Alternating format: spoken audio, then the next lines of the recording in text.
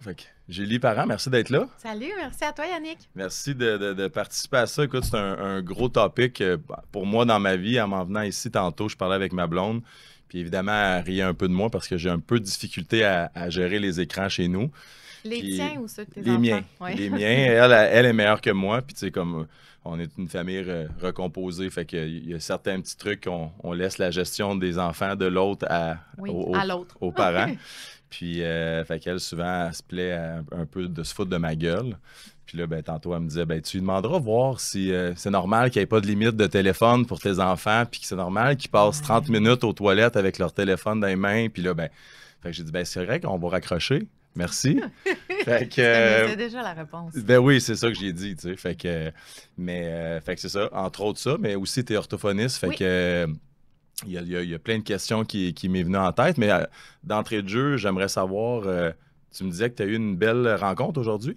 Ah oui, ce matin, j'étais avec Paul Saint-Pierre Plamondon Cool. pour parler du livre parce qu'on s'était rencontrés une première fois quand on avait sorti le livre. Puis on s'était dit qu'on allait se reparler quand il l'aurait lu. Alors je l'ai trouvé bon, il a fait son devoir quand même rapidement avec un horaire chargé. Puis aujourd'hui, on s'est rencontrés pour en reparler. OK. Puis c'était qu'est-ce qu'il en pensait? Qu'est-ce qu'il disait? On peut-tu en parler ou pas? Ou, Oui, ben il va y avoir des vidéos aussi qui Ouais, vont OK. être publiées De ça? éventuellement. Mais lui, tu sais, la raison pour laquelle il a embarqué là-dedans, c'est que c'est un sujet qui le préoccupe vraiment beaucoup. Puis il en parle depuis déjà quelques années. Oui, mais l'année passée, je sais qu'à un moment donné, il Ouais. avait fait J'avais écouté là, il y a un truc un peu live là, qui jasait, il marchait dans la rue, Oui. puis là, il y avait comme. Il C'est là parlait que ça a de. commencé. Ouais, Puis ouais. je pense que c'était il y a 2 ans, ça. Ça se peut, écoute, ça va Parce vite. que là, sa mais... fille était en maternelle. OK. Puis il s'est rendu compte qu'il écoutait comme une demi-heure de télé par jour. Ouais. Puis là, lui, qui côtoyait déjà des familles avec des enfants plus vieux, puis il voyait que tous les parents rushaient avec ça, Ouais. finalement. Puis là, ben, quand il a vu que sa fille écoutait la télé tous les jours à l'école, il s'est dit, c'est pas normal, tu sais. Je veux pas que ma fille ait du temps d'écran à l'école qui apporte rien, tu sais, Ouais. qui n'est que divertissement passif. Fait que c'est là qu'il avait fait sa petite vidéo live. Puis il y a eu énormément de rétroaction parce qu'il y a d'autres parents qui ont dit « Ah, c'est le temps qu'on en parle, c'est vrai que c'est difficile, blablabla, puis que c'est un gros enjeu de société. Alors lui, c'est dans ses mandats, ses missions prioritaires là, pour nos enfants, pour que nos enfants, finalement, deviennent des citoyens heureux, Ben oui. responsables, en santé physique, en santé mentale, puis qui se développent sainement, finalement. Mais qu'est-ce qui a changé dans le sens que, il n'y a pas si longtemps à l'école, c'était cool d'enseigner avec un iPad. Oui, Puis là, c'est comme rendu le diable. Les écrans, c'est le diable. Ouais. Puis comme.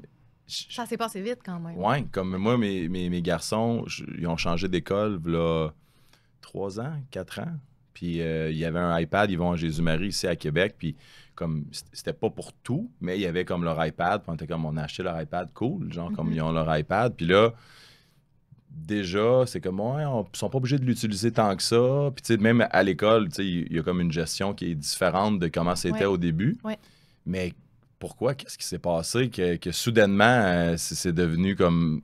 Il faut quasiment... Ben, faut l'interdire. C'est ça qui est le projet de loi un peu, c'est l'interdiction de ça. Ouais. Fait que qu'est-ce qui a changé? Y a-t-il des choses récentes qui ont apparu? Mais en fait, il n'y a rien vraiment qui a changé. C'est sûr que l'accumulation des données a continué à se faire tu sais, dans la littérature scientifique par rapport aux effets de ces technologies-là ou aux bienfaits pressentis ou potentiels, parce qu'initialement, c'est les géants du numérique qui ont commercialisé puis qui ont fait en sorte que ça a été universalisé puis démocratisé vraiment rapidement. Mais sans qu'on sache c'était quoi les effets sur nos enfants, puis sans qu'on connaisse vraiment la valeur ajoutée s'il y en avait une. Mais eux nous ont convaincus finalement. Ben oui, que Ils c'est un ont plus-value, convaincu puis ben tout oui. le monde avec un argumentaire qui était très étoffé, qui était logique, que nos enfants allaient être plus motivés, qui allaient être de meilleurs citoyens numériques, qui allaient être plus performants même, parce que ça allait leur permettre de faire plein de choses.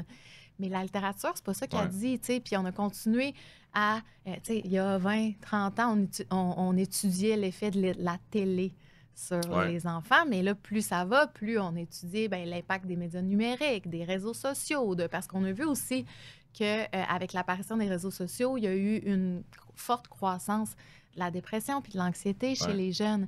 Je pense que le COVID aussi a un peu probablement contribué ça a à cette affaire-là qu'on avait tout rien à faire. Ouais. Fait que là... Puis tu sais, les parents n'avaient pas le choix. Là. parce que là, il était pris à la maison, il fallait qu'il travaille, mais les enfants... Puis là, les enfants apprenaient grâce à ça, Ouais. mais c'est là où c'est difficile de garder le contrôle, Ouais. tu sais, puis où les enfants sont placés constamment en multitâches numériques. Puis ça fait partie des risques puis des impacts négatifs. Alors bref, les résultats les données se sont accumulées, puis ben là, il faut remettre la pâte à dents dans le tube, Ouais. finalement. C'est plus dur un peu, ça. C'est ça qui est dur, ouais. Mais on voudrait bien remettre la pâte à dents dans le tube. De la pâte à dents, ça, c'est vraiment difficile à remettre dans le tube. Mais pour l'écran, je pense que c'est encore plus dur d'essayer de faire de quoi avec les écrans que de remettre la pâte à dents dans le tube, dans le sens que ça fait tellement partie de nos vies, même nous autres. Tu sais, puis moi, c'est un peu ça l'enjeu chez nous, c'est que moi, je veux prendre mon téléphone, j'en ai besoin pour travailler. Puis là, ben, mes gars, comme souvent avec Snapchat puis tout ça, ben comme moi, on dirait que ça passe. Ben là, j'ai des messages à répondre. Fait que là, eux autres disent, ben là, je veux juste répondre à mes messages. Fait que là, c'est tout le temps comme, OK. Ça te renvoie un miroir. Ben, exact. Fait que là, ben, mais chez nous, moi, je l'utilise pour le travail pour vrai. Fait que c'est quoi la réponse, tu sais, parce que c'est comme tu dis, c'est l'effet miroir. C'est nous aussi, les adultes. Mais je vois difficilement une solution à ça. Puis c'est ça qui est difficile. C'est que la solution est en grande partie à l'intérieur des adultes et des parents que nous sommes, mais ça demande réellement de changer. Puis de changer des comportements, de changer d'habitude, puis d'avoir une certaine introspection, puis autocritique, puis autorégulation. C'est ça qui est difficile. Parce que pour nous aussi, la composante addictive est forte. Ben oui. L'effet n'est juste pas le même parce que nous, on l'utilise, ça a des bienfaits pour nous. Tu sais, ça a plein d'avantages d'utiliser les écrans, mais pour les enfants, ça n'en a pas. Ou que très peu. Puis eux ont une composante, tu sais, un cerveau en construction qui est face à cet élément qui est super addictif. Tu sais, ça a plein d'autres impacts. Mais après, nous, puis tu sais, je ne sais pas si tu l'as lu ce bout-là dans le livre parce que je sais que tu n'as pas fini, mais... Le modèle qu'on donne à nos enfants est primordial, puis est prédominant. Puis ça a déjà été documenté que finalement, le modèle d'utilisateur que le parent va être prédicteur. Oui, mais comme à peu près tout, pas juste pour les téléphones. Tu sais, ça, c'est vrai pour probablement toutes les sphères de nos vies. Là. Tu sais, souvent, on regarde nos kids, puis ben oui, c'est ça, exact. Fait que, tu sais, même si on leur dit de ne pas être là-dessus, si on est là-dessus, échec et mat. Fait que, tu sais, c'est ça qui est difficile. Puis, c'est ça, tu sais, comme tu dis, c'est rendu intégré, comme habitude. C'est rendu limite identitaire. Tu sais, au sens où, tu sais, comme quand on dit, là, justement, les impacts des écrans, souvent, ça polarise parce que c'est comme si les gens le prenaient personnel. De, OK, ce que je fais, c'est pas bon. Ce que j'ai donné à mon enfant, c'est pas bon. Fait que c'est ça qui est difficile aussi, tu sais, parce qu'on veut pas que les défenses de tout le monde s'activent parce que sinon, notre message passera pas. Mais il faut quand même dire ce qu'il y en est. Puis ça demande des efforts de la part des adultes, vraiment beaucoup. Mais la différence, moi, une chose que je me suis souvent questionné, puis tu as peut-être ou peut-être pas la réponse, c'est quoi la différence entre regarder la télé puis regarder, comme, à la limite, le même film sur ton écran? Y en a-tu ou pas? C'est plus l'aspect réseaux sociaux, les genres de petits jeux Bejeweled de ce monde. C'est quoi la différence? Y a-tu un lien à faire avec ça? Oui, effectivement. Il y a plein d'affaires là-dedans qui font en sorte qu'il y a des contenus qui sont moins pires que d'autres ou des médias qui sont mieux que d'autres. Mais c'est sûr que tout ce qui est hyper stimulant, puis encore là, ça dépend de l'âge des enfants. Tu sais, quand on est avec les plus petits, tout ce qui est vidéo rapide, avec des clignotements, avec beaucoup de... mais il y avait une époque, le Baby Einstein, là, moi, je me souviens, mais mon gars, il a 14 ans. Là, fait que, ça fait à peu près ça, 14 ans. Comme... Les parents pensaient donc que ça allait changer leur vie. C'était donc cool comme outil. Là. Hey, là, faut m'écouter ça, les Baby Einstein, ça les stimule, puis tout ça. Comme... Fait que ça s'est avéré une catastrophe, dans le fond. C'est complètement faux, c'est non fondé. Puis tu sais, maintenant, il y a Miss Rachel, dont je parle dans le livre, qui est très, très, très populaire, puis qui fait des millions et des millions de dollars à publier des vidéos sur YouTube destinées aux enfants pour développer leur langage, leurs compétences socio-affectives, leur régulation émotionnelle. Puis cette fille-là utilise des stratégies qui sont valides puis qui peuvent être bonnes. Le problème là-dedans, c'est de laisser notre enfant passif devant une source de stimulation qui est souvent intense pour lui, puis qui est souvent surchargeante. Puis là, on parle des tout-petits. Puis de penser que ça va avoir les mêmes bienfaits que l'interaction réelle. Puis c'est là où ça marche pas du tout. Parce que c'est pas vrai que de voir Miss Rachel dire « Hi! How are you? Oh, you're fine! » C'est pas la même chose, là. Que si je dis « Comment ça va? » Puis là, l'enfant répond pas. Là, je m'ajuste, je m'adapte. Tu sais, il y a ce qu'on appelle la contingence verbale, le fait que ce soit cohérent, que ce soit une vraie discussion avec un vrai humain, finalement. Puis il y a la question aussi des 3 dimensions. Parce qu'un enfant, avant 3 ans, il n'y a pas ce qu'il faut pour transférer ce qu'il voit à l'écran en 2 dimensions à la réalité qu'il connaît. Finalement, il ne comprend pas vraiment ce qui se passe. Tu sais, il n'est pas capable de se dire, puis il n'y a pas le discours intérieur non plus, puis le langage qui lui permet de dire « Ah, ben là, ils sont en train de se chicaner, ils sortent de leur garderie ou n'importe quoi, là, parce que c'est flou, là, ce qui se passe. Là. Tu sais, ils ont vraiment de la difficulté à faire le lien entre ce qu'ils voient puis leur un peu comme quand des fois, tu vois monde. les chiens qui sautent après l'écran, ils sont pas trop sûrs de ce qui se passe. Mais eux, c'est comme dans un autre sens, là, mais oui, mais c'est ça. Fait que, tu sais, on peut pas s'attendre à ce qu'ils puissent réaliser des apprentissages qui sont substantiels puis qui sont signifiants dans leur vie. Puis, tu sais, si on voit une pomme rouge, et tu red apple. Puis là, les parents vont dire, oui, mais il a appris plein de choses. Ça se peut qu'il ait dit red apple. Mais est-ce qu'il sait vraiment c'est quoi une pomme? Je suis pas sûre. Parce que ce qui fait qu'un enfant sait c'est quoi une pomme, c'est qu'il en voit plein dans sa vie, qu'il touche, qu'il croque, qu'il voit qu'il y a différentes couleurs, différentes formes, que ça a un poids. Une odeur. Oui. Puis là, on est dans quelque chose de très concret. Mais après, le langage, c'est vaste. Puis les enfants vont apprendre les verbes d'action, puis les adjectifs, puis des trucs plus abstraits, les émotions. Puis ça, ben la meilleure place pour apprendre, c'est dans la vraie vie. Tu sais, quand les enfants utilisent leur sens, puis qu'ils ont des rétroactions, puis qu'ils sont en mouvement, puis c'est pas avec l'écran. Fait que ça, c'est pour la question des plus petits, puis de Baby Einstein, puis des apprentissages. Après, c'est sûr que pour un enfant, c'est moins pire ou mieux d'écouter un film avec ses parents le vendredi soir en mangeant du popcorn, puis qu'on en reparle, puis que c'est un beau moment, puis c'est un moment de connexion, puis c'est un rituel. Puis on l'utilise finalement pour créer quelque chose de familial puis de relationnel versus un jeu vidéo qui est super violent. Puis ça, encore là, les jeux vidéo, il y a une hiérarchie là, de contenus qui sont plus ou moins favorables ou justement les réseaux sociaux. Fait que, tu sais, il y a comme différents paliers de contenu puis d'utilisation qu'on en fait puis de format aussi parce que le problème avec le téléphone puis la tablette, c'est qu'on l'a partout. C'est là que c'est difficile de s'autoréguler. Autant pour nous que pour les enfants. Versus une télé, il y en a une dans la maison. Puis quand on l'allume, c'est ça qu'on fait. C'est ça notre activité. Puis on n'est pas constamment en multitâche. Il n'y a pas plein d'affaires qui pop. Puis, parce que ça, c'est brûlant. Pour notre cerveau, là. Mais je pense aussi, tu en parles là-dedans, c'est une chose aussi. On a. Puis même, je pense, les adultes, on a ce feeling-là de. OK, là, faut juste que je relaxe. Mais comme quand probablement, ça fait l'effet inverse, dans le fond. À côté, mettons, si on voit l'énergie comme une tank, d'être sur notre cell ou notre tablette, puis de se dire, j'ai eu une grosse journée, puis moi, juste prendre une petite demi-heure là, pour scroller. Puis on a le goût, là. Ben oui, ça fait comme du bien. C'est là que c'est spécial, le truc, tu sais, ils disent dopamine, tout ça, que t'es comme. C'est spécial parce que c'est contre-productif. Ça nous relaxe pas, dans le fond. Ça nous stimule.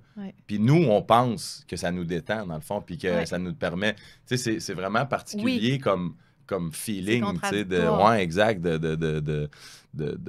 de filer ça, puis de se dire, puis tu sais, souvent... Puis de continuer de le faire. Ben oui.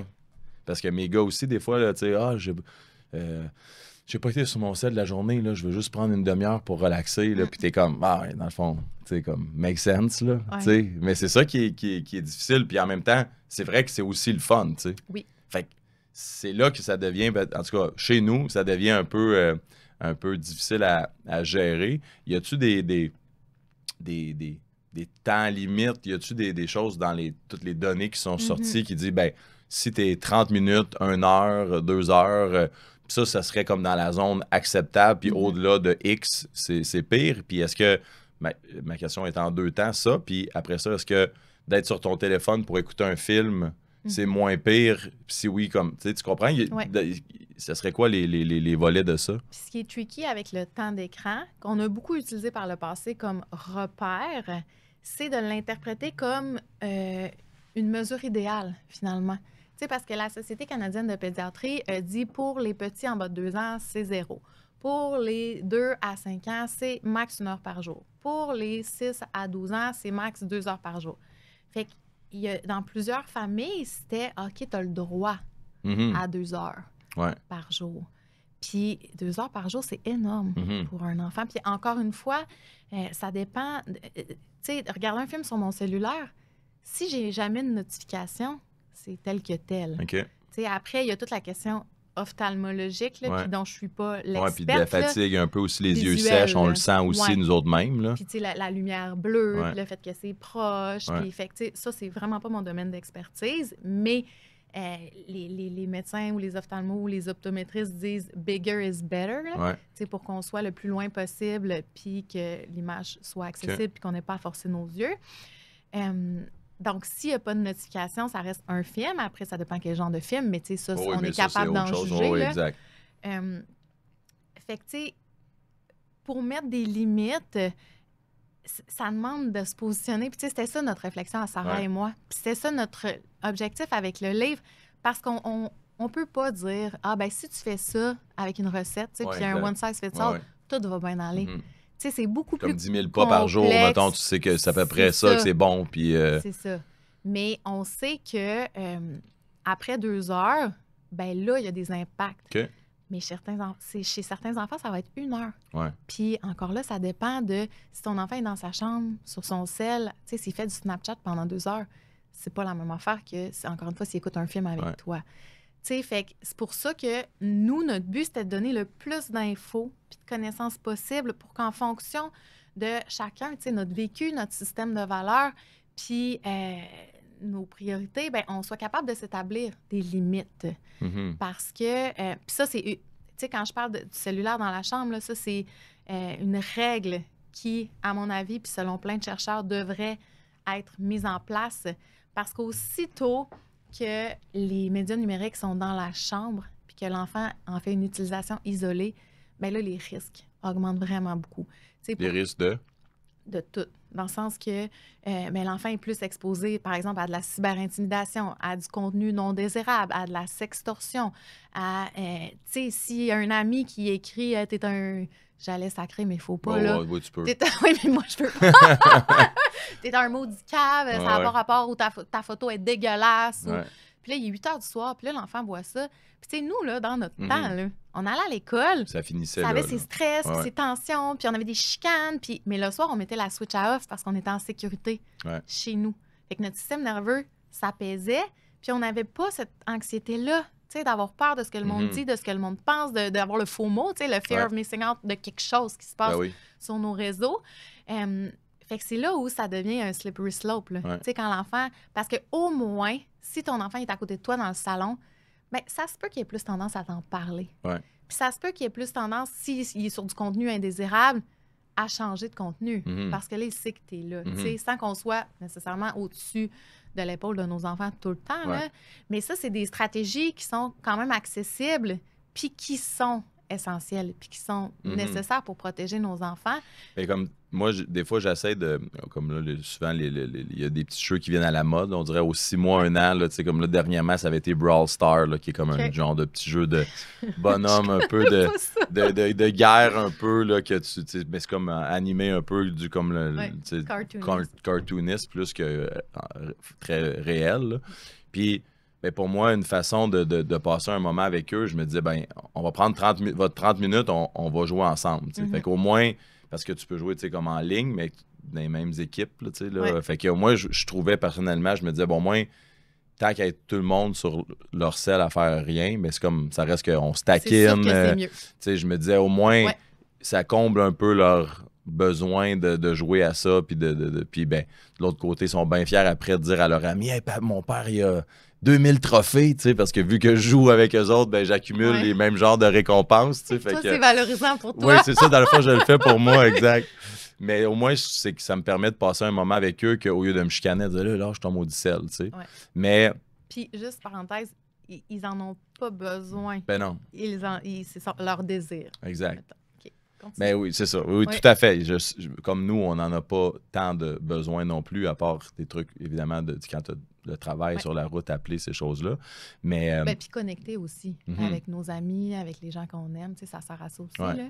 Mais par rapport pour revenir à ta rencontre avec PSPP puis les écoles, là, le plan, c'est comme de dire comme les cellulaires, on arrête tout ça, c'est comme banni. Ça a été accepté. Ça a été accepté. Les cellulaires vont être interdits. Comme ça que moi, je t'ai connu, c'est avec Arnaud Solier qui avait comme, lui, il faisait, c'était quand même intéressant ce qu'il disait, là. C'était bon, qu'il disait, ben écoute, on devrait se regarder nous autres même dans le miroir, là, il parlait comme, j'ai trouvé ça, évidemment, c'est Arnaud Solier, fait qu'il y avait une touche humoristique, là, le truc des bonbons d'Halloween, puis tout. Mais c'était brillant, c'était une bonne réflexion. C'était vraiment bon, mais moi, où est-ce que j'ai un problème avec ça, c'est toujours de l'interdiction, les trucs de gérer, de côté gouvernemental, une autre couche, une autre règle, une autre chose de plus. Puis, tu sais, dans les choses comme ça, tu regardes dans la façon qu'on mange, la façon, tu sais, qu'il y a d'autres enjeux que je me dis encore d'interdire des choses comme ça. Moi, c'est cette portion-là qui me gosse, là, tu sais, que je suis comme... C'est comme la santé, là. C'est comme, il y a du monde qui sont obèses, puis comme, ben, mange moins, puis bouge plus, puis tu sais, ça va mieux aller ta santé. Mais comme, est-ce que ces gens-là, on les oblige, puis comme, on les force, on met une loi pour comme être en santé? Tu comprends? Tu sais, c'est où? Moi, c'est là que ça me tanne un peu de... Il y a peut-être des gens de ton auditoire ou du mien qui n'aimeront pas le commentaire que tu viens de faire. Ben, ça se peut. Mais je vis bien, bien avec ça, parce que, je veux dire, comme on le sait que l'obésité, c'est une des choses qui coûte très, très, très cher au système de la santé.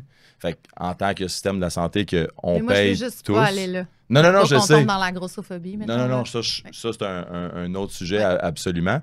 Mais moi, ça n'a même pas rapport avec la grossophobie. C'est une question de santé. Ça va vraiment être efficace. Tu sais, je veux dire, comme on est en santé ou on n'est pas en santé, on fait ça pour la santé de nos jeunes. Fait que c'est justement pour pas se rendre là que je dis ça. C'est parce que c'est quoi après ça l'autre next step d'être la santé? C'est là que ça me... C'est ça qui est plate dans le fond, c'est qu'on est rendu là. On est rendu à un point où on n'a pas le choix d'interdire. Puis, en même temps, c'est quand même logique. Est-ce qu'on accepterait que nos enfants boivent de l'alcool dans la cour de récréation? Fument la cigarette comme ça a été interdit? Mais ça, c'est qu'il y a comme une limite d'âge. Tu peux pas boire d'alcool avant 18 ans. C'est une loi. Oui. Qui est déjà, c'est pour ça qu'on passe des lois. C'est pour protéger la santé. Mais est-ce qu'il y aurait une loi aussi maintenant sur avant 18 ans, tu n'as pas le droit de sel? Bien là, pas encore. OK. Parce que ça relève justement de la gestion des parents. Puis, mais tu sais, ce qu'on recommande dans la littérature, c'est idéalement pas avant 16 ans. Les réseaux sociaux puis les cellulaires, là. Ouais. Puis c'est encore sur le poids des épaules des parents de prendre cette décision-là, mais on les aide quand même en disant, tu sais, dans certains lieux publics ou dans les milieux scolaires, on n'aura pas le droit. Mais dans la commission spéciale là, qui est sortie à la fin du mois d'avril, il y a plein de recommandations qui sont faites. Après, ben, tu sais, puis moi, c'est ça que j'ai dit à Paul. Est-ce que, tu sais, moi, je lisais la commission, puis c'est bon, là, tu sais, c'est un retour sur toute la littérature, puis ce qu'on devrait faire, puis les meilleures pratiques, mais comment on va faire? Tu sais, comment on va faire pour mettre toutes ces règles-là, puis ces limites-là, puis que ce soit adopté, puis, tu sais, ça va demander énormément de ressources, puis de moyens. Puis lui, ben, ce qu'il voit, c'est qu'à l'école, on fait sauter les ordinateurs puis les iPads, comme ça a été fait dans des pays scandinaves puis en France. Puis on revient aux écoles papier, crayon, tableau vert. D'ailleurs, j'en parle dans le livre. Les dirigeants de la Silicon Valley, ils envoient leurs souvent enfants leurs kids dans les moins technologiques. Ben oui, exact. Oui, parce qu'ils veulent pas les exposer, tu sais. Fait que là, c'est pour ça là, que c'est compliqué, parce qu'on remet vraiment la pâte à dents dans le tube. Mais comme on le voit aussi avec les jeux vidéo, ça avait fait un peu la même, les mêmes discussions. Là, évidemment, c'est autre chose, pas à l'école. Mais les jeux vidéo, est-ce que ça aussi, c'est comme sur ton Xbox, mettons, où, vu que l'écran est plus gros, ben ça, c'est correct? Ah, ben dans les jeux vidéo, il y a plein de mécanismes addictifs qui sont mis en place pour que la personne, l'enfant ou l'adulte, reste le plus longtemps possible sur son jeu vidéo. Tu sais, c'est le même principe que le casino. Fait que, tu sais, c'est toujours une récompense puis une stimulation dopaminergique pour que la personne ne soit pas capable de décrocher, finalement. Puis c'est sûr qu'il y a plein de débats actuellement parce que c'est pas éthique que les fabricants de jeux vidéo conçoivent des jeux qui capitalisent, c'est ça, puis qui sont nocifs pour nos enfants. Fait que c'est sûr qu'idéalement, ce qu'on aimerait, c'est que les concepteurs de jeux vidéo, Facebook, Instagram, mettent des limites, puis protègent l'identité, puis disent pas avant 18 ans, puis blablabli. Mais avant qu'on se rende là, tu sais, c'est vraiment un énorme dossier, là. Puis eux, je veux dire, c'est leur argent. Combien de signes de dollars en arrière de ça, là. Puis ils font leur argent, entre autres, tu sais, sur le dos des enfants puis des adolescents. Fait que c'est pour ça que c'est une question qui est délicate puis qu'on doit vraiment trouver, nous, nos limites. Tu sais, je reviens à ça, là, mais c'est quoi nos limites? Qu'est-ce qu'on veut pour nos enfants? Puis, tu sais, l'histoire des jeux vidéo en famille, encore là, ça dépend de quel type de jeu vidéo. Tu sais, si c'est un jeu vidéo qui est super, tu sais, qui est vraiment gore, puis que, tu sais, que toi-même, tu es stressé quand tu joues ou que tu as un malaise, ou ben tu te dis, ouais, c'est peut-être pas le meilleur jeu vidéo finalement. Mais si c'est adapté, que c'est pas trop surchargeant, que c'est pas trop surstimulant, puis qu'après, ben votre temps de jeu vidéo, tu sais, mettons que vous faites 25 minutes au lieu d'1 heure, puis après, ben que les enfants sont encore disponibles émotionnellement, puis qu'ils sont pas surchargés, puis qu'ils sont pas tiltés, là, parce que des fois, on le voit, là, après le temps d'écran, là, que l'enfant, ça lui a pas fait de bien, là, ou qu'il est en crise, ou qu'il est plus irritable, qu'il est plus impulsif. Fait que, tu sais, c'est toute cette sensibilité parentale-là aussi qu'on peut utiliser pour faire des choix qui sont plus conscients, qui sont plus éclairés. Puis oui, si vous avez du plaisir en famille, que tes enfants ont un certain âge, puis que c'est circonscrit dans le temps, là, puis tu sais que vous, c'est un rituel, bien effectivement que si c'est ça leur temps d'écran, plutôt que d'être seul dans sa chambre à faire du Snapchat, après, le problème, c'est quand ça s'additionne, tu sais. Ben oui. C'est qu'il y a tellement de moments où on peut être exposé, où qu'on a notre cellulaire, puis que notre enfant nous parle, puis après ça, à l'école, puis après ça, le téléphone, puis les réseaux sociaux, puis les jeux vidéo, puis la... Fait que, tu sais, c'est cette addition-là aussi qui fait que, ben, on prive nos enfants de choses qui sont nécessaires pour leur développement. Parce que nos enfants, ils ont aussi besoin d'avoir des interactions sociales. Ils ont aussi besoin de se reposer. Ils ont besoin de lire des livres. Ils ont besoin de jouer. Une des choses que tu parles aussi, que ça me fait penser, tu parles de l'importance de s'ennuyer. Oui. Ça, c'est peut-être Sarah, mais en tout cas, dans le livre. Puis je trouve, mais on en parle les deux, je pense. Je trouvais ça bien. Puis c'est vrai que, on en entend parler aussi pour la créativité, de la façon de stimuler la créativité, c'est quand tu n'as rien à faire, dans le fond. Puis c'est quoi cette tendance-là à vouloir comme toujours s'occuper, autant comme les adultes que les enfants. C'est comme si it's never enough. On le voit, là, moi, mes gars, c'est des sportifs, fait que ils sont déjà énormément dans le sport, puis on revient les devoirs, on va là-bas, puis des fois, comme, il y a 1 heure, puis t'es comme, il peut bien prendre 1 heure de téléphone, dans le fond, mais comme, dans le fond, la réponse, ça devrait être non, ça devrait être, souvent, mais on n'a rien à faire. Puis là, moi, quand j'avais ton âge, je n'avais pas de cellulaire, puis comme c'était pas si pire que ça, ma vie, là, mais c'est quoi cette tendance-là ou ce désir-là ou besoin-là de toujours vouloir s'occuper, puis pas s'ennuyer de... Je pense qu'il y a quelque chose là-dedans qui vient de nous, tu sais, du fait, finalement, d'être capable d'accepter ou de tolérer l'inconfort ou le vide ou l'absence de stimulation. Puis après, ben, les écrans viennent nourrir la bête. Ben oui. Tu sais, ça fait boule de neige parce que, puis dans une société de performance, fait que, tu sais, c'est comme plein de variables qui vont se potentialiser, là, puis faire en sorte qu'on est rendu là, finalement, à être individualiste, puis dans la performance, puis qu'on veut optimiser notre temps. Puis qu'aussitôt qu'on a 1 seconde, puis tu sais, moi, je suis pareil, là. Aussitôt que j'ai 1 seconde, là, puis que je monte du rez-de-chaussée à l'étage, bien, je regarde si j'ai eu un courriel ou si j'ai une notification, ou, tu sais, même si je fais vraiment des efforts, tu sais, pour enlever mes notifications, pour pas tout le temps penser à ça, mais c'est parce que plus, puis ça nous met de la pression, ça met de la pression sur nos systèmes, cette affaire-là, qui est la rapidité de l'information, puis les échanges qui sont rapides, puis qu'on s'habitue aussi à, tu sais, notre délai de gratification, là, ça, c'est comme être capable d'attendre quelque chose pour être satisfait, là.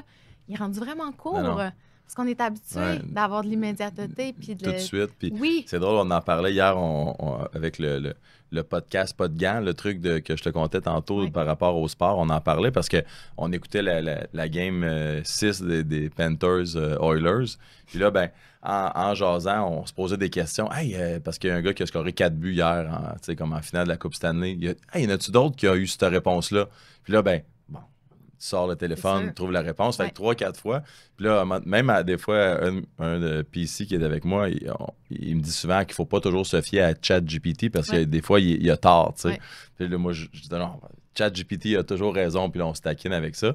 Puis là, ben, on sortait des trucs, puis là, tu as raison, tu trouves la donnée, puis un de nos invités, il disait, rappelez-vous du temps où tu l'avais pas, la réponse, tu sais. La conversation finissait comme, bah, c'est ça, là, tu sais, comme il y avait pas de moyen de le savoir, dans le fond, parce que tu allais chercher l'information où, tu sais, tu soupais avec tes cousins, cousines, puis là, tu te mettais à t'obstiner sur quelque chose, puis il n'y avait pas de réponse, tu sais. Le mystère planait. Oui, exact, mais là, il n'y a plus jamais de mystère, tu sais, tu as toujours la réponse, puis avec l'intelligence artificielle qui s'en vient aussi, ça va être encore plus dur là, Ben, puis déjà, on voit qu'il y a des adolescents qui sont dépendants pour... il y a des gens qui utilisent ChatGPT comme psychologue, là, puis qui se confient, puis qui demandent de les aider dans leurs devoirs.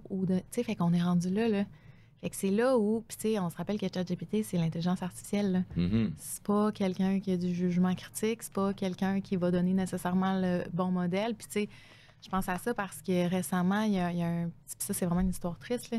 Il y a un petit garçon qui s'était mis à se confier à ChatGPT puis qui avait de la détresse psychologique.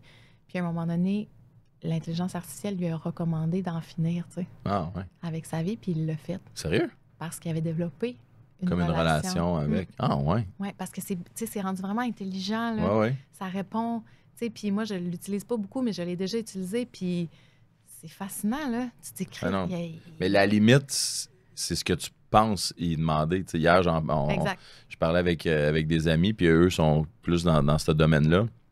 Puis ils me montraient tout ce qu'ils font. Tu sais, comme tu peux avoir des conversations spécifiques. Fait exemple, toi, avec l'orthophonie, tu aurais le dossier orthophonie. Puis là, tu commences le prompt, la première conversation que tu as avec. Salut, je suis un orthophoniste. À partir de maintenant, j'aimerais que tu penses de cette façon, blablabla. À chaque fois que tu vas me faire une réponse, je voudrais que tu te relises 2 fois, que tu m'en fasses une nouvelle. Puis ça. Puis après ça, si tu fais du sport, allô, j'aimerais savoir que tu sois mon entraîneur. Fait que tu as des conversations pour les différentes. Personnalisées selon le besoin de ça pour pas qu'il se mêle de conversation. Mais t'es comme là, un des gars qui montrait son programme d'entraînement. Là, à tous les jours. Puis là, j'aurais pas fait mieux, tu sais. Il a tout mis comme OK, je veux alterner, je veux une journée off par semaine de active recovery, je veux ci, je veux ça. N'oublie pas que telle affaire, je veux que mon poids augmente, puis mon objectif, c'est de me rendre là. Puis là, à chaque jour, alors c'est quoi mon programme aujourd'hui? Il sort comme. Tu sais, comme d'une façon, c'est genre wow, c'est incroyable. Puis de l'autre façon, on va arriver à un point qu'on va se dire pourquoi j'apprendrais quelque chose? Oui, puis il y a plein en tout cas, de prédictions puis de spéculations de jusqu'où ça pourrait aller. Oui, que c'est pas si rose, là, ça. Oui, exact. Est-ce qu'il va vouloir nous éliminer? Est-ce que, tu sais, puis je veux dire, c'est du jamais vu dans l'histoire de l'humanité, là. Puis pour des enfants qui sont vulnérables, puis qui n'ont pas construit, ils n'ont pas fini de construire leur lobe frontal. Parce que ça se développe jusqu'à 25 ans. Toute la capacité, justement, d'autocritique, d'autorégulation, de planification, des fonctions cognitives qui sont un peu plus complexes, d'anticipation, de jugement critique. Puis ça, on a besoin, justement, de temps, de repos, d'interaction, de livres, de jeux libres pour que ça se développe. Puis si on est constamment stimulé, bien, ça se peut que ces fonctions-là soient plus immatures, tu sais. Puis là, ce qu'on est en train de faire, c'est de peut-être pas donner les outils à nos enfants pour qu'ils puissent le développer. Puis ça, c'est ça qui est alarmant. Oui. Puis ma blonde, elle me parlait aussi l'autre fois, parce qu'elle fait plus de recherches que moi là, sur ces choses-là, mais là, aujourd'hui, je vais peut-être en apprendre plus qu'elle. Fait que, mais il y avait un lien avec l'empathie aussi. Il y avait un truc avec les écrans. C'est quoi ça, au juste, ce lien-là avec l'empathie, les écrans? Je comprenais quand elle me l'expliquait, on va dire moins plus d'écran donne ça, mais pourquoi? C'est quoi le lien de ça? Bien, tout ce qui est empathie, habileté sociale, régulation émotionnelle, c'est des choses qui se développent en les vivant, puis en étant en contact avec les autres. Fait que, tu sais, il y a des choses qui se passent dans le mimétisme. Tu sais, que les enfants vont apprendre de leurs parents, tu sais, quand ils s'excusent, quand ils disent merci, quand ils apprennent la portée de leurs actes. Tu sais, que quand je fais mal à quelqu'un, ça lui fait de la peine, puis moi, je veux pas faire de la peine à quelqu'un, ou quand quelqu'un a de la peine, je veux le réconforter, blablabli. Fait qu'il y a une dimension qui se passe vraiment dans voir puis vivre les interactions, puis les émotions, puis développer une maturité par rapport à ces aspects-là. Puis, entre autres, puis tu sais, moi, c'est un sujet qui m'intéresse vraiment beaucoup. Il y a une portion qui se développe dans les livres. Puis, tu sais, parce que les livres, là, ça nous permet de développer plein de choses auxquelles on n'a pas accès ailleurs. Puis, tu sais, si tu lis un livre, puis que le personnage vit quelque chose, ben tu vas être dans son discours intérieur. Tu sais, c'est le seul endroit où tu es dans la tête de quelqu'un, où tu es dans le cerveau de quelqu'un. Si tu écoutes un film, tu vas présumer de, puis tu vas prendre ce qu'il te donne comme info. À cause que ça va plus vite, tu veux dire? Non, mais parce que c'est pas nommé. Tu sais, mettons là, que tu dis, la fille... Elle est en détresse, mettons. Ouais. Mais là... ou elle est méchante parce qu'elle a donné un coup, nanana. Mais là, quand tu lis le livre, elle dit, j'étais complètement en détresse parce que j'avais peur, parce qu'il ressemblait à mon agresseur, mettons. Fait que là, ta capacité d'empathie qui est plus raffinée, qui est plus subtile, qui est plus sophistiquée, se développe à l'intérieur des livres. Puis... après, ben, il y a toute la question des habiletés sociales. Tu sais, nos enfants, s'il y a constamment une interruption dans le lien, dans la relation, parce qu'il y a un écran, ça, c'est quelque chose qu'on observe aussi. Puis, tu sais, tu remarqueras quand tu vas faire des courses, puis je trouve que les gens ont de moins en moins de contact visuel. Puis, tu sais, c'est vital pour l'humain. Ben oui. Parce que c'est là qu'on va comprendre les émotions, qu'on va sentir, qu'on va saisir des affaires. Puis, tu sais, les bébés, là, de quelques mois à peine, là, ils sont capables de sentir, sans que ce soit intellectuel, là, comment va se sentir son parent. Tu sais, avec les yeux fâchés ou les yeux contents. Fait que, tu sais, il y a énormément de choses qui se passent dans le contact et dans le contact visuel. Puis même, c'est documenté qu'on sécrète de l'ocytocine quand on regarde les yeux de quelqu'un. Ça, c'est comme l'hormone. Tu sais, c'est le neurotransmetteur qui est responsable de l'attachement, de l'amour. Fait que c'est ce qu'on sécrète aussi quand on colle notre bébé en peau à peau, quand un couple fait l'amour. Fait que c'est très important pour notre nature humaine, puis pour développer justement toutes ces habiletés-là, cette compréhension-là du monde, puis de ce qui peut se passer dans le monde intérieur. Fait que c'est sûr que si on coupe nos enfants, encore une fois, de contacts sociaux, d'interactions, de vivre aussi des affaires dans le vrai monde, dans la vraie vie, là, de chicaner pour vrai, face à face, pas en texto. Parce que moi, là, si je me chicane avec mon chum en texto, il va me gosser. Mais c'est sûr! Il n'y a rien à faire, là. Écoute, non! Des fois, je suis sur différents groupes pour des CA, puis à chaque fois là, que ça se met à s'obstiner, comme il y en a du monde qui sont comme, pourquoi ils sont chicanés? Puis bon, ben moi, je débarque. Mais non, je n'étais pas bête. Ben non. Je t'ai juste répondu. Oui, c'est ça. Mais c'est une catastrophe. Là. Dès que ça commence, moi, je suis toujours OK, on va en reparler en personne. Parce que, quand tu es en live, tu as accès à plein d'infos. Tu sais, justement, la sensibilité de la personne qui passe dans ses yeux, la compréhension, les signes de justement, je comprends, les sourires, l'intonation vocale. Parce que toi, tu lis à ta façon. Le texto versus moi, je l'écris à la mienne. Fait que tu mets la ponctuation. Tout le monde qui met des emojis. C'est ça. Exact. Fait que, tu sais, la vraie vie, puis toutes ces affaires-là qui font partie de notre nature humaine, ça s'apprend pas en face d'un écran. Puis nous, imagine, tu sais, nous, on a des défis par rapport à ça, puis on s'est construit complètement sans cet outil-là.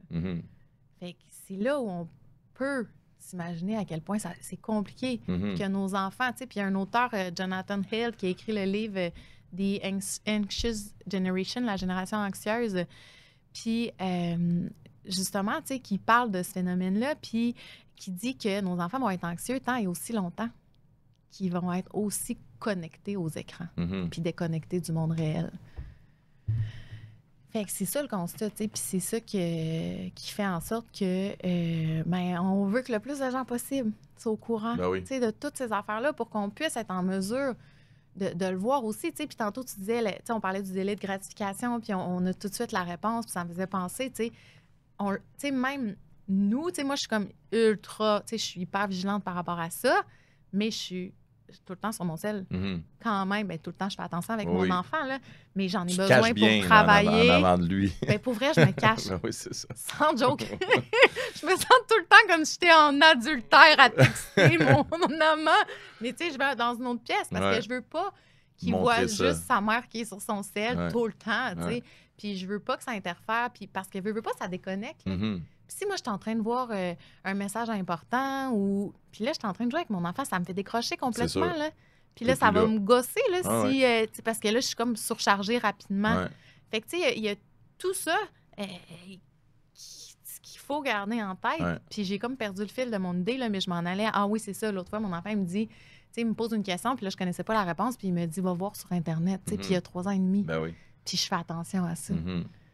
Fait que c'est fou, là. Ben puis c'est tout. C'est pour ça que j'ai que la question, tu sais, je reviens à, c'est plus une question qui est plus sensible, qui est plus complexe que le simple temps d'écran. Tu sais, c'est le rapport qu'on entretient avec cet objet-là, qui est un objet, finalement. Ben oui. On n'est pas en relation avec cette affaire-là. Là. C'est quand même devenu, on est presque des cyborgs, là, ça. C'est rendu une extension de nous-mêmes, tu sais, que maintenant, même avec les lunettes qui s'en viennent, avec les trucs Neuralink qui commencent à... C'est toujours peurant quand même. C'est toujours dans la... C'est ce qui arrive, c'est que c'est toujours fait avec une bonne intention. Je pense pas que quand ils ont inventé le iPad à l'époque, ils se disaient « On va pouvoir contrôler les enfants. » C'était comme hey, « C'est donc même malade, on va faire un iPad. » Comme Neuralink en ce moment, ça permet... Je sais pas si tu as vu, là, le gars, c'est des sensors qui sont connectés dans le cerveau. Puis ça communique en temps réel à l'ordinateur avec les pensées. Fait que le gars, il joue aux échecs. Comme, il peut pas bouger, il est quadraplégique. Fait qu'il est assis comme ça, là. Puis il game. Puis j'écoutais un podcast l'autre fois. Puis il dit qu'il est tellement fort aux jeux vidéo parce que c'est instantané. Il n'y a pas, à se dire je bouge. Il n'y a pas le délai c'est comme tire là. C'est direct. Mais comme lui, ça a changé sa vie parce qu'il peut communiquer, il peut faire plein de trucs. Fait que ça a été inventé pour lui. Mais assurément, un jour, il va y avoir quelqu'un qui va se dire hey, moi, je vais l'essayer sur moi. Mal intentionné. Ben, ou juste, ça me donne un statut de super-humain.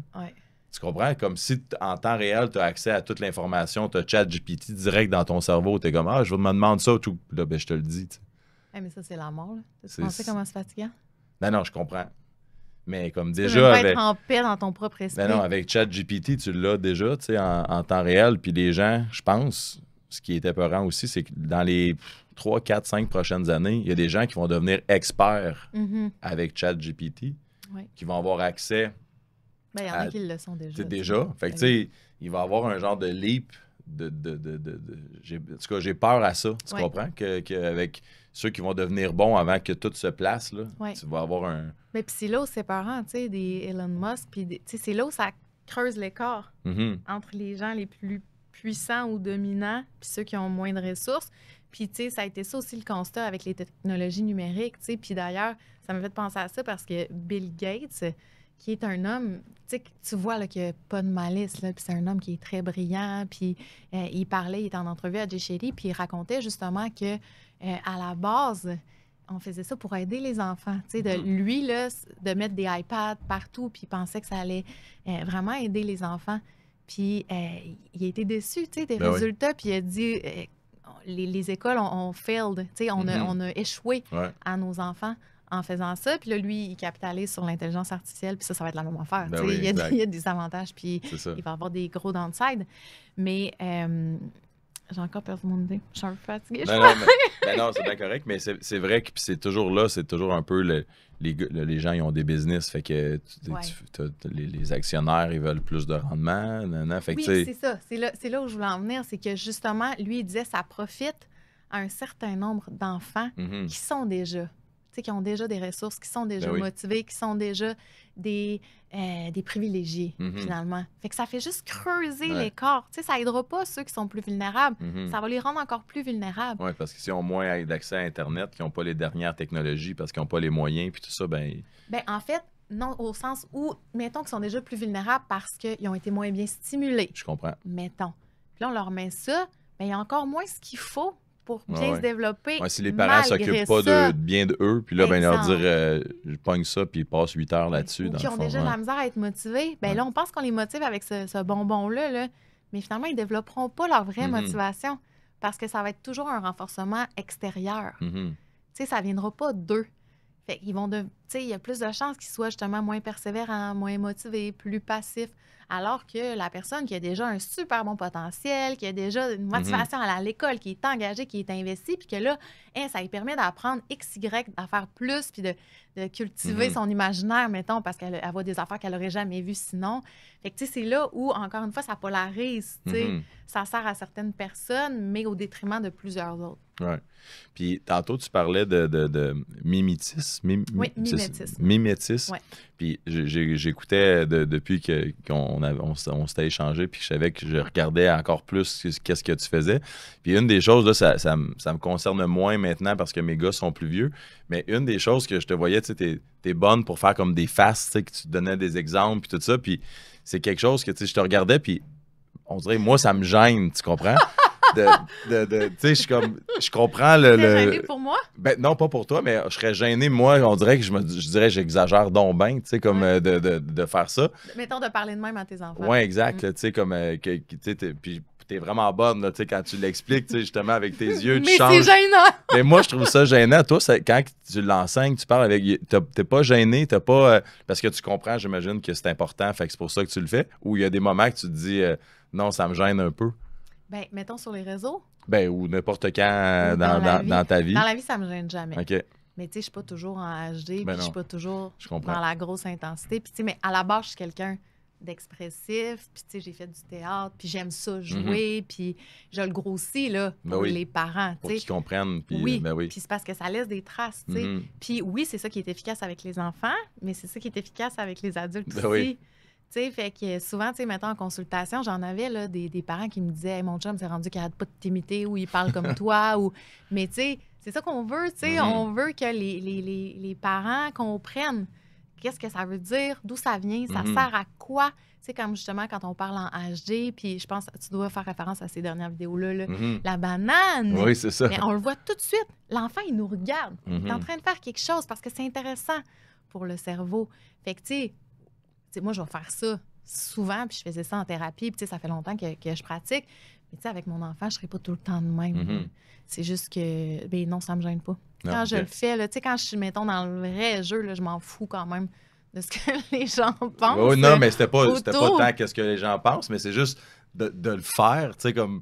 Je trouvais ça drôle, je me disais, j'étais tout seul chez nous, puis je riais de me dire, de me voir faire toutes ces mimiques-là, tu sais. Que... Ça va chercher quelque chose aussi, tu sais, chez l'interlocuteur, là. Tu sais, comme toi, c'est aller chercher quelque chose en toi, mais tu sais, c'est par l'intonation vocale qu'on fait passer de l'émotion, puis... tu sais, c'est beaucoup plus intéressant pour notre cerveau d'écouter quelqu'un qui va moduler son intonation que quelqu'un qui va parler de façon monotone tout le temps. C'est sûr, ça c'est certain. Puis tu parles de parler, langage, ça me fait penser, à la base, toi, tu es orthophoniste. Oui. Ça fait combien de temps que tu pratiques? Depuis 2008. 2008? Oui. Puis qu'est-ce qui t'a amené à vouloir faire ce travail-là? Bien, moi, je savais vraiment pas quoi faire dans la vie. Puis, tu sais, j'étais une scientifique artiste, là. OK. Fait que, tu sais, je savais pas si j'allais aller en médecine ou en journalisme ou, justement, je tripais sur le théâtre. Fait qu'il y a plein de choses qui m'intéressaient. J'ai un amour des enfants depuis que je suis enfant, là. Tu sais, ça, c'était quasiment bizarre, là, parce que quand j'étais une mère, petite, quand... j'avais hâte d'être une grand-mère, là. Puis, tu sais, avant d'être une gardienne avertie, tu sais, c'était mon plus grand rêve, là, d'être une gardienne. Mais genre, j'avais une business de clown pour enfants, puis d'animatrice de fête d'enfants, tu sais, puis j'avais 10 ans, mettons, là. Cool. Puis j'allais entertain, puis j'étais abonnée à un club de lecture pour commander des livres pour enfants. Pas pour moi, là, tu comprends? Fait que j'étais vraiment comme fascinée par le monde de la petite enfance, même en étant enfant. Fait que je savais que j'aimerais ça, travailler avec ou pour les enfants. Puis au cégep, tu sais, puis c'est là que je savais pas, j'allais voir l'orienteur genre une fois par semaine. Puis à ce moment-là, mon chum de l'époque, sa tante était orthophoniste. OK. Puis il m'en avait parlé, puis je me disais, ben, tu sais, ça me rejoint. Il y a de la communication, il y a de la psychologie humaine aussi, il y a un aspect qui est médical, qui est relationnel. Fait que, tu sais, je trouvais que théoriquement, ça cochait plein de cases, puis que c'était intéressant. Après, ça a été long avant que je trouve que je suis vraiment à ma place. Puis parce que, bon, tu sais, j'avais été acceptée en médecine. Fait que là, tout le monde me dit « Ah, pourquoi t'es pas allée en médecine? Nanana. » Puis en même temps, j'avais besoin d'une stimulation, tu sais, comme vraiment, justement, artistique. Puis là, je me disais « Ben, je vais-tu trouver ça plate? » Ou, tu sais, fait qu'il y a comme plein de choses qui ont fait en sorte que j'ai papillonné, j'ai essayé des choses.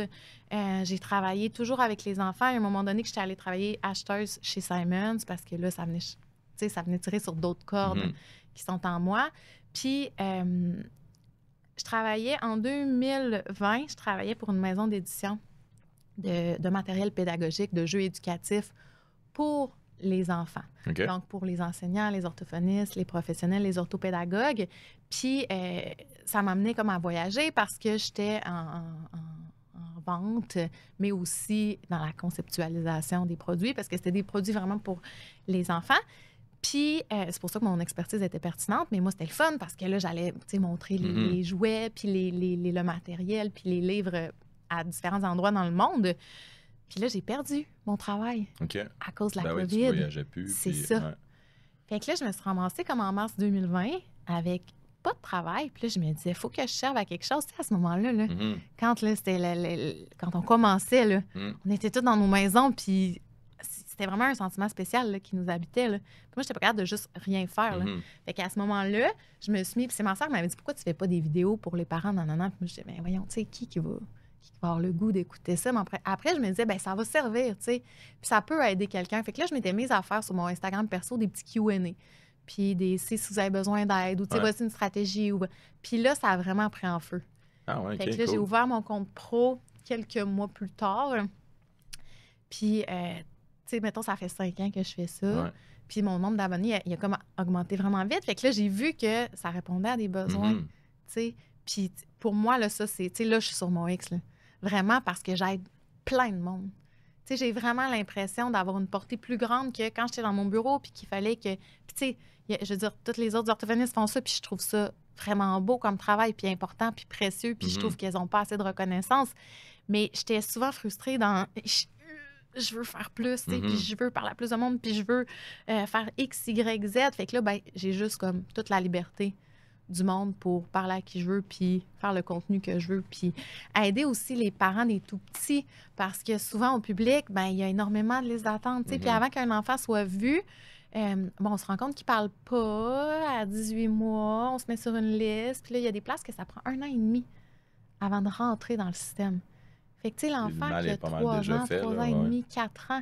Puis, tu sais, on sait que la période la plus charnière, c'est le 0-2 ans. Fait que là, moi, je veux comme combler ce trou-là, finalement. Puis dire aux parents, voici ce que vous pouvez faire pour optimiser votre interaction avec votre enfant, puis optimiser la stimulation que vous lui offrez. Puis, si vous avez des problèmes ou vous êtes préoccupé, ou vous êtes inquiet, ou vous voulez juste être meilleur ou être sûr de donner ce que vous voulez offrir à votre enfant, bien, prenez rendez-vous avec nous.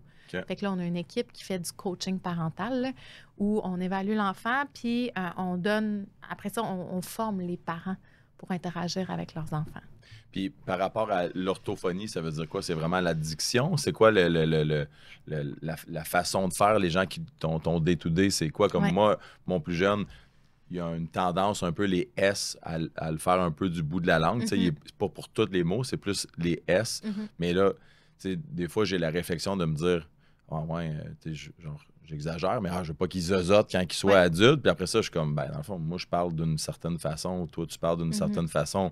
Il est très clair quand il parle, il est juste un peu différent de ce que... Est-ce que des fois, là, on tombe pas dans un cas extrême, là, mais dans le day-to-day, est-ce que des fois, tu vois comme... regarde ça, vous en faites un peu trop, là, comme c'est pas si grave ou chaque signal comme ça est en lien avec quelque chose qui devrait être adressé? Oui, la plupart du temps, c'est ça.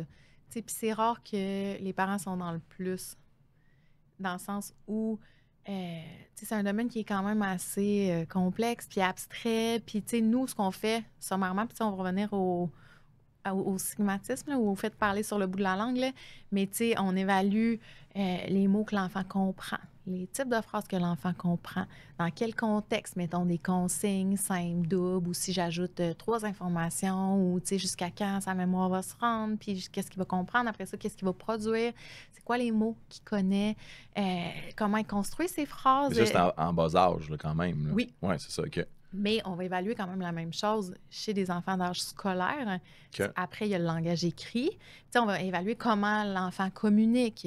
Est-ce qu'il est capable de respecter les tours de rôle, les tours de parole, d'être réciproque dans l'échange d'initiés, la conversation. Fait que, tu sais, plein de choses en fait, on évalue tout ce qui a trait à la communication, au fait de parler, donc tout ce qu'on comprend puis ce qu'on dit.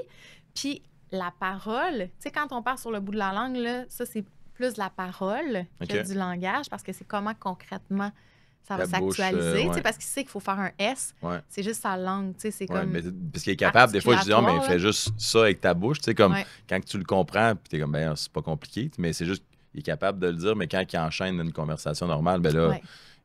Ben ça, c'est parce qu'il y a un patron moteur qui est ancré. Tu sais, même chose au sport. Si, mettons, tu fais ton service au tennis. D'une certaine façon, de tout refaire ta mécanique. Toute ta vie, ben là, il va falloir que tu le réancres. Parce que, tu sais, c'est des actes qui sont involontaires, qui sont systématiques. Ou, tu sais, jouer du piano. Fait que c'est la même chose. Après, la question qu'on se pose quand un enfant parle sur le bout de la langue, ça veut dire que sa langue pousse. Ça veut dire que sa langue peut sortir. Est-ce que c'est un enfant qui respire par la bouche? C'est quelque chose qu'on regarde. Parce que notre langue, là, au repos, là, elle doit être dans notre palais. Si tu fermes ta bouche, là. Mais il y a des enfants qui vont respirer par la bouche pour plein de raisons. Mettons parce qu'ils ont eu plein de bactéries puis de virus quand ils étaient petits, leurs adénoïdes sont devenues grosses, puis l'air est plus difficile à passer par le nez. Fait que là, ils se sont mis à respirer par la bouche, puis à dormir la bouche ouverte, puis à ronfler. Puis là, ça fait que la posture linguale est différente que si la bouche est fermée puis que les lèvres font une pression sur les dents. Fait que ça contribue finalement, ça fait comme un effet boule de neige sur les patrons moteurs puis sur la musculature aussi, parce que c'est pas les mêmes muscles qui sont impliqués si j'ai la bouche relâchée versus si ma bouche est fermée, puis encore une fois qu'il y a une pression qui se fait sur mes dents, puis que ma langue est au palais, puis que mon palais prend de l'expansion, tu sais, versus si ma langue, j'ai la bouche ouverte, ma langue va aller en bas, puis mon palais prendra pas d'expansion. Fait que là, ben, il faut faire de l'orthodontie, puis mettre un expanseur palatin, puis tu sais, fait qu'il y a tout. Tu sais, ça se peut que ce soit une pointe d'iceberg. Ça se peut que ce soit aussi plus cosmétique, mais souvent, tu sais, moi, mettons, si tu me poses la question, je te dirais, ben va donc voir.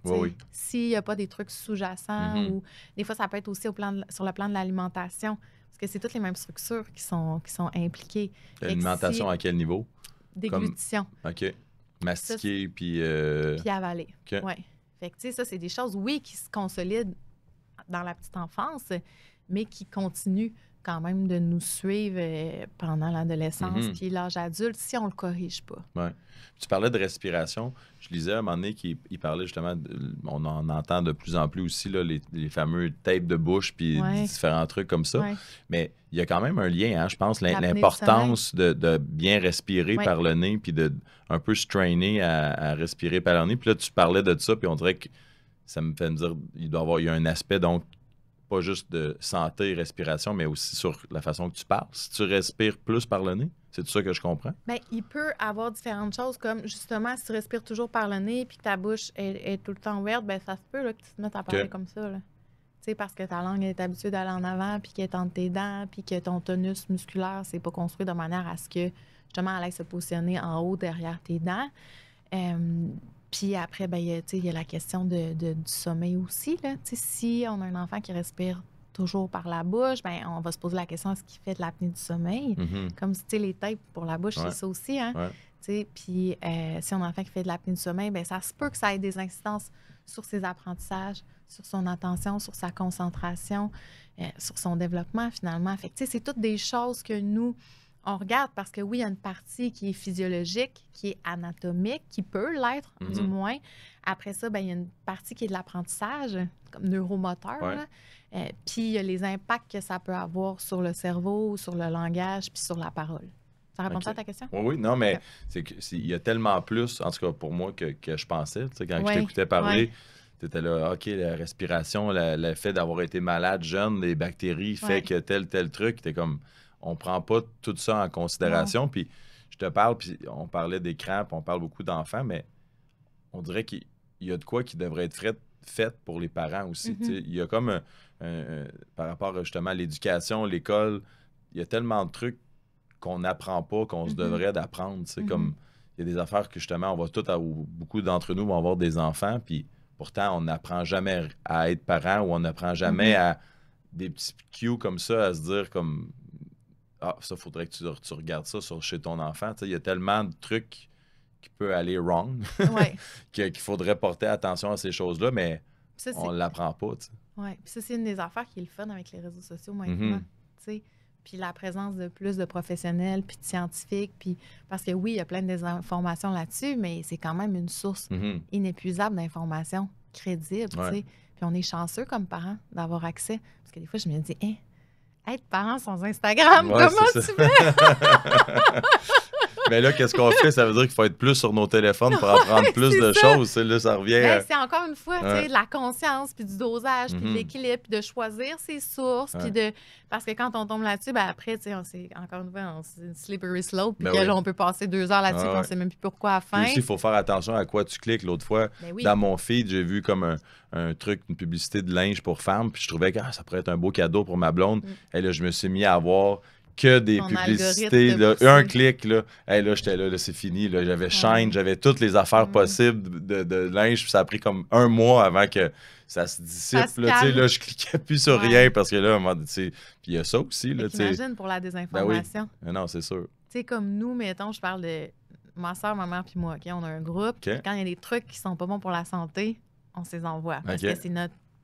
on est très vigilant par rapport à tout ce qui est, mettons, les produits chimiques, les additifs dans l'alimentation, boire de l'eau dans du plastique, les suppléments, tout ce qui est pour optimiser finalement la santé ou du moins se protéger de risques, nos enfants et nous. Puis, moi, ça a toujours été un peu mon obsession, là. Puis là, c'est devenu une obsession commune. Parce que là, on s'envoie plein d'affaires alarmantes. Puis moi, je suis une scientifique. Fait que c'est sûr là, que j'aurais le goût de valider tout le temps les sources. Là. Mais je le fais pas tout le temps parce que sinon, ça finit plus. Non, je peux pas tout le temps regarder la vidéo là, du médecin qui dit genre, attention à telle affaire, blablabla. Puis là, c'est les je sais plus quoi, les fraises du Costco sont... Fait que là, tu te mets... Tu sais, je peux pas faire un doctorat sur tout. Fait que là, c'est là où il faut... peser les... doser, choisir nos sources, voir justement de qui ça vient, c'est dit par qui. Puis, tu sais, si je ramène ça à nos enfants, c'est la même chose, tu sais. Pour qu'ils développent ce jugement critique-là puis ce discernement-là, ils doivent développer leurs ressources. Mais est-ce que, tu sais, un peu autant pour les enfants que pour nous autres, est-ce que des fois, tu penses qu'on suranalyse tout ça? Dans le sens que, tu sais, si on parle, puis je te dis, est-ce que c'est mieux d'être peu sur l'écran ou énormément? Ben, comme peu. Est-ce que c'est mieux de manger juste de la junk ou manger une bonne qualité de viande, puis des fruits, puis des légumes? Tu comprends? Tu sais, je trouve que des fois, puis même moi, là, j'adore la santé, l'entraînement, puis toutes ces choses-là, ça me passionne, je tripe là-dessus full. Mais au final, ça revient tout le temps à comme... OK, moi, je suis plus carnivore dans ma diète. Peut-être que toi, moins. À l'intuition. Mais ouais, exact, c'est ça. Mais au final, si toi, tu manges un peu moins de viande, puis plus de fruits et légumes, puis moi, je mange plus de viande, puis moins de fruits et légumes, good job. Là. Les deux, on est pas mal là-dessus. Mais c'est comme si on cherche toujours à avoir le parfait dosage. Je pense qu'il y a plein d'affaires là-dedans. Tu sais, qu'il y a la question justement de performer, mettons, sa santé. Il y a la question de, c'est le revers de l'information. Tu sais, on a accès à toutes les informations possibles. Donc, quand on se pose une question, on peut y répondre. Puis là, c'est là que ça peut devenir un puits sans fond. Mais après, il y a aussi la question de... Et puis là, j'ai encore perdu mon idée. Ça n'a pas rapport. Non, mais c'est pas grave. Mais tu sais, c'est juste... On parlait de... Puis là, je vais la trouver puis je vais t'interrompre. Ben, c'est parfait. Parce que je fais juste la chercher. de faire attention puis de ne pas tomber dans l'excès. Mais je trouve juste que des fois... Ouais, vas-y, parfait. J'achetais du temps, fait que c'est parfait. C'est parfait. Mais c'est qu'on est exposé vraiment à des risques dans notre oui. société industrialisée. Fait que, tu sais, c'est vrai qu'il y en a plus des risques qu'il y en avait avant. Dans le temps de nos grands-parents. Mes grands-parents ne regardaient pas ça, puis oui. Mais là, je veux dire, il y en a là, des produits chimiques qui ont été développés, puis des OGM, puis... Fait que, tu sais, on se sent vulnérable quand même face à cette industrie-là. Fait que là, tel poisson, il y a tels antibiotiques, s'il est pêché à telle place. Mais là, comment on fait pour savoir la source? Puis là, tu sais, moi, c'est là où je me dis, je suis mieux de lâcher prise un peu, d'être moins anxieuse. Parce que ça, quand tu es anxieux, ça pardonne pas non plus pour la santé, tu sais. Fait que des fois, Parce je me comme, dis, on est mieux de pas trop en savoir. Je porte une Whoop, là, c'est un genre de Fitbit sur stéroïdes, là, l'information que ça te donne, c'est vraiment... Puis là, Ok. ben, ça te recommande l'heure de sommeil, puis tout ça. Puis, tu sais, moi, je l'utilise un peu... bon, comme ça, je trouve ça le fun de savoir des fois tel data. Mais On il y est a... fait brûler de calories pendant ton podcast. Ouais, exact. On pourra le checker tantôt si tu veux, je te le dirai. Mais comme, il y en a aussi qui ça fait l'effet inverse, là, puis qui, tu sais, qui analysent. Comme, une fois, on jouait au tournoi de la fin de semaine passée, il y a la classique Bob Bissonnette, là, un tournoi pour ramasser des sous. Puis là, ben, à un moment donné, je reçois une notification sur mon téléphone. Puis on allait embarquer sa glace, comme la game était à 7h ou 7h30. Puis là, ça disait time to wind down. Tu sais, comme ça serait le temps avec. Parce que vu qu'on avait joué plusieurs matchs, comme là, ton niveau de strain est plus haut. Fait que ce serait une belle heure de 8h30 pour commencer à penser à aller te coucher. Puis tu sais, on embarquait sa glace. Mais j'imagine que ça aussi, tu sais, il y a du monde qui prennent cette info-là à plus parce que ça te donne un score de ton sommeil, ton recovery. Fait qu'évidemment, on veut 100%. Dépendant, cette affaire-là. Exact, c'est ça. Ben, je pense que dans le dosage, c'est tout ça. Tu sais, moi, une des choses que ça m'a permis surtout de voir, c'est l'alcool, à quel point ça l'affecte le sommeil puis ton recovery, là, de la récupération. Puis pas comme je prends 12 bières. Là. Même une. Une ou deux bières, là, comme le lendemain. Puis tu sais, la montre, elle ne sait pas que tu as pris de l'alcool. Là. Tu comprends? Dans le sens que c'est pas subjectif de dire toi qui faisais le lien. Puis là, tu regardes juste, puis là, tu es comme, hey, j'ai rien fait aujourd'hui, puis j'ai dormi 8 heures, puis mon score de recovery était à 40%, puis la veille, comme j'étais à 80%. Puis après ça, tu peux mettre dans un journal ce que tu veux. Fait que tu écris l'alcool, le ci, le ça, j'ai-tu pris une douche, un bain froid, toutes ces choses-là, puis après ça, ça te sort une stats de dire quand tu fais tel truc, ben, ça l'aide ou ça nuit à ton recovery. Fait que c'est quand même le fun. Puis là, après un bout de temps, c'est que tu viens un peu à savoir, bon, ben, un cold tub, ça me fait du bien, fait que je continue. Puis l'alcool, c'est pas bon. Fait que je vais faire attention de temps en temps. Mais juste un verre, ça l'affecte. Fait que souvent, des fois, on soupe avec des amis, là, à un moment donné, je ne vais pas me dire, ah là, mon recovery, j'en profite, puis la vie est belle. Mais des fois, un mardi, j'aimais ça prendre une bière. Mais à cette heure, j'en prends pas à cause de ça. Fait que je pense que c'est là dans le dosage, tout ça pour dire que faut apprendre toute l'information qu'on peut, mais après ça, c'est parce qu'on peut se rendre fou là, avec toute l'information qu'on a, le saumon, qu'il y a du colorant dedans, il y en a-tu pas? C'est-tu vrai? C'est-tu vrai qu'il est blanc, genre? Puis là, mais c'est pas normal. Là, si tu te mets à arrêter de manger tout ce que tu manges à cause de toutes ces affaires-là, puis je veux dire, on peut pas tous manger. J'aime bien ça, moi, acheter bio, là, mais c'est pas vrai que mon épicerie est 100% bio. Là. Fait que là, ben, c'est le niveau d'alarme qui vient avec ça aussi. Puis là, on veut pas que ça devienne stressant à manger parce que c'est un plaisir. Puis en plus, c'est un besoin qu'on a. Fait que c'est tout cette oui, mais j'avais t'écouteras le podcast que j'ai fait avec Benoît Boulanger. Là. C'est lui que je te disais qu'il avait un doctorat en nutrition. Puis on en parle un moment donné de un peu tout ça. Puis lui, ce qu'il dit, c'est que l'important là-dedans, c'est que c'est vraiment le mélange de ce que tu manges. Tu sais, comme la microbiote, puis tout ça, d'être diversifié, de manger plein de trucs, puis tout ça. Puis bio, pas bio, oui, il peut y avoir plus de pesticides là-dedans, mais au final, t'es mieux de manger des légumes puis des fruits que pas en manger parce que tu penses que peut-être qu'il y aurait des pesticides. Fait qu'au final, si tu es justement dans le dosage, ben, les choses moins bonnes que tu vas manger sont pas en quantité industrielle. Fait que c'est là que l'huile de canola, c'est-tu bon, c'est-tu pas bon? Là, c'est tout les seed oil, puis ça finit plus. Là, fait que, mais, de se connecter à comment on se sent finalement. Ben oui. Parce que c'est un peu ça qu'on a désappris. Parce que c'est de l'intuition puis c'est du senti. Là. Puis je veux dire, si je prends un verre de vin, moi, je la sens, la dopamine kicker. Là. Je la sens tout de suite. Là. Puis je la sens quand elle drop. Ben oui, définitivement. C'est la même chose avec le cellulaire. Puis, fait que c'est toute cette conscience-là. Puis ça revient, peut-être qu'on boucle la boucle avec ça, là, mais ça revient à ce que je dis depuis le début, que en étant conscient, puis en ayant une certaine quantité d'informations, bien, c'est comme ça qu'on peut prendre des décisions qui sont éclairées, qui sont les mieux pour notre famille, pour nous, puis qu'après, ben, on peut se tromper aussi, là.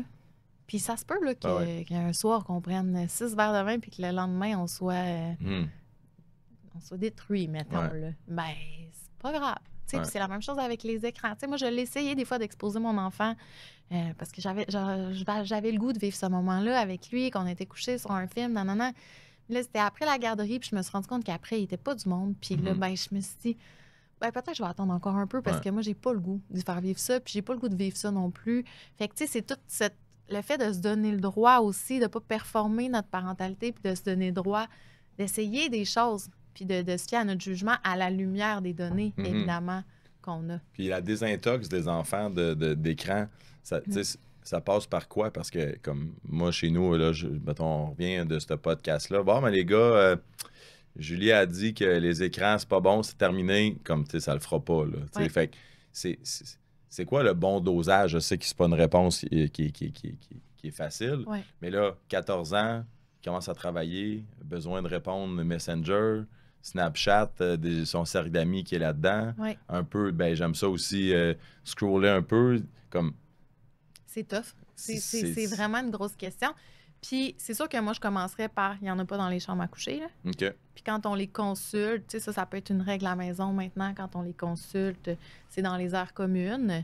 L'ordinateur dans la chambre, on n'a pas besoin d'un ordinateur dans la chambre, il peut avoir... Fait que, tu sais, de circonscrire géographiquement les écrans, tu sais, puis de dire, justement, ben nous, ça va être la télé, l'ordi dans le bureau, puis vous avez droit à X temps de téléphone par jour, puis ça va être dans le salon que ça se passe. Mettons.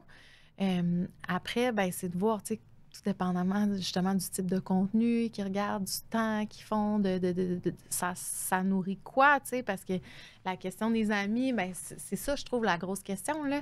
Parce que du temps d'écran pour du temps d'écran, c'est quand même facile. De dire, là, c'est assez. Puis, moi, je regarde souvent les temps d'écran comme, tu sais, puis je leur fais réaliser, des fois, c'est des sportifs, tu sais, fait que des fois, quand que je reprends 2 heures de temps d'écran, juste te faire réaliser qu'1 heure par jour, si tu faisais des push-ups puis des set-ups, tu veux devenir un athlète, ben comme cette heure-là de moins va faire de toi un meilleur athlète. C'est comme peut-être 1 heure au lieu de 2, comme ça va t'amener plus proche de ton but dans la vie de sportif que pas. Fait que j'essaie de passer un peu par leurs intérêts, prendre conscience de ça.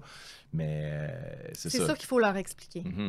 Parce que, tu sais, puis on revient aux règles rigides qu'on se fait imposer. Ça va être beaucoup plus efficace s'ils comprennent la nature du changement, même s'ils réagissent, parce que c'est sûr qu'ils vont réagir, mais s'ils comprennent d'où ça vient, c'est quoi le rationnel, c'est quoi les impacts de toi, là. Que ça a. C'est ta faute, dans le fond, chez nous. Pour vrai, tu les relèves avec eux. Ben oui. S'il y a des bouts là, que tu trouves intéressants, parce que c'est quand même écrit assez simplement puis accessible. Puis les enfants, ils le réalisent aussi. Hey, c'est vrai, pendant que je fais ça, je fais rien. Ouais, c'est vrai, à chaque fois que je finis mon temps d'écran, je suis fatiguée après, puis je suis pas motivée. J'ai le goût de rien faire, puis je me sens patate. Fait que, tu sais, c'est d'en parler avec eux, de les sensibiliser, de les conscientiser, de choisir ses règles en fonction de ce qu'on veut. Il y a des enfants, tu sais, en cyberdépendance deep, là, ben là, ce qu'on fait, c'est un gros sevrage, là, comme on ferait pour, par exemple, un alcoolique. Là. Après, ben, c'est nous qui voyons, tu sais, de quelle façon on instaure, tu sais. Puis dans le livre, on en parle aussi, comment changer une habitude. Est-ce qu'on commence par le moment qui est plus tough ou le moment qui est plus facile, tu sais, dépendamment. Parce que c'est sûr que les repas, ça devrait pas. Oui, non. Après, exact. Avant le dodo, c'est pas bon. Tu sais, il y a comme des incontournables comme ça. Quand on est en famille, tu sais, si on décide de, ben là, maintenant, quand on arrive, on met notre cellulaire dans le tiroir, puis on va leur prendre, vous allez avoir, je sais pas, moi, 1 demi-heure pour le consulter, puis ça va se faire dans le salon, mettons. Fait que, tu sais, c'est de protéger certains moments de connexion. Puis après, tu sais, oui, il y a le sport, il y a l'école, mais il faut aussi que les enfants s'ennuient, comme on disait, puis qu'ils jouent. Parce que la job d'un enfant, peu importe son âge, puis tu sais, nous aussi, on devrait jouer, là. Tu sais, puis on le voit quand ils sont petits, là, ils savent comment faire. Tu sais, ils font juste s'installer puis jouer. Regardez comment les blocs fonctionnent un avec l'autre, faire couler du sable, creuser. Ils sont absorbés dans cette affaire-là. Là. Puis c'est ça qui fait en sorte, entre autres, qu'ils se développent bien. Puis les enfants en ont encore besoin. Fait que c'est pour ça qu'il faut dégager leur horaire, puis qu'il n'y ait pas juste de l'école, du temps d'écran, des rendez-vous, puis des cours, mettons. Parce que là, c'est quand qu'ils vont s'ennuyer, qu'ils vont jouer, qu'ils vont se déposer aussi, puis avoir le temps de vivre leurs émotions aussi. Puis tu sais, ça, c'est Sarah qui en parle dans le livre, mais on a besoin de repos neurologique pour avoir accès à nos émotions. Parce que si on est toujours stimulé constamment, puis ça peut être une façon d'éviter nos émotions aussi, ben on les vit pas. Puis c'est là qu'il y a des affaires aussi qui peuvent se chroniciser, puis que ça peut avoir d'autres impacts sur notre santé mentale.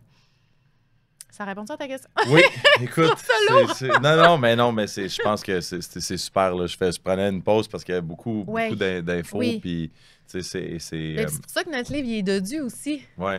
Non, écoute, c'était super de te parler. On va continuer de te suivre pour apprendre toutes sortes de trucs. Puis là, après ça, là, tu as parlé avec PSPP. Fait que la prochaine étape pour toi, c'est-tu la politique ou... Non. Puis c'était pas un acte intéressé. C'était pas politisé du tout. C'était pas... Puis moi, j'ai un devoir aussi de neutralité, là. Ben oui. Mais c'est vraiment juste parce que c'est un débat qu'on doit placer sur la scène politique puis gouvernementale. Puis quand il y a des gens qui s'y intéressent puis qui en parlent, ben go, tu sais. Ben oui. On va échanger pour que de plus en plus de gens soient au courant puis qu'il y ait vraiment des choses qui se passent, tu sais, puis qu'on change les choses finalement. Ouais. Ben écoute, Julie, merci beaucoup. Ben, merci à toi. Puis lâche pas ton bon travail, puis on va encourager les gens à aller chercher ton livre, puis on va devenir des meilleurs parents. Bonne chance. Merci. Avec tes changements. Oui, merci.